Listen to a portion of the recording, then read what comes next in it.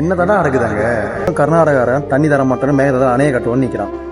இன்னொரு பக்கத்துல தண்ணியை மாசுபடுத்தி நுரையாக்கி தள்ளிட்டான் ஆவரப்பள்ளி டேம்ல.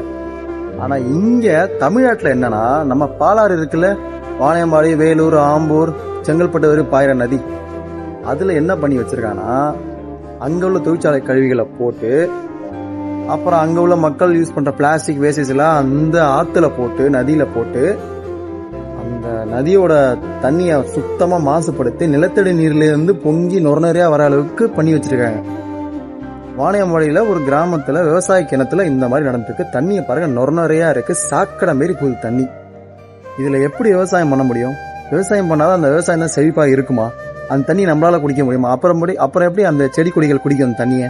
எப்படி எடுத்துக்கும்? மத்த எல்லாத்துக்கும் கூடுறவங்க விவசாயம் வந்துட்டா ஏன் கூட மாட்டீங்க? ஆதி மொதல் அரசியல் கூடணும் கூட்டம் ஏன் விவசாயத்துக்கு கூடணும்னா கூட மாட்டுது. இப்ப கூட மேகதாதுல அணை கட்டக்கூடாதுன்னு 4 நாள் நடைப்பயணம் மேற்கொண்டாரு டாக்டர் அன்புமணி ராமதாஸ். எத்தனை பேர் அவரை பத்தி பேசிருப்பீங்க?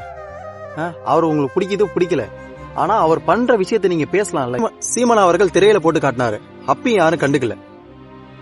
என்னையும் சேர்த்தான் சொல்றேன், நானும் தான். ஜல்லிக்கட்டுக்கு கூடணும் கூட்டம், விவசாயத்துக்கு நம்ம கூட்டணும்.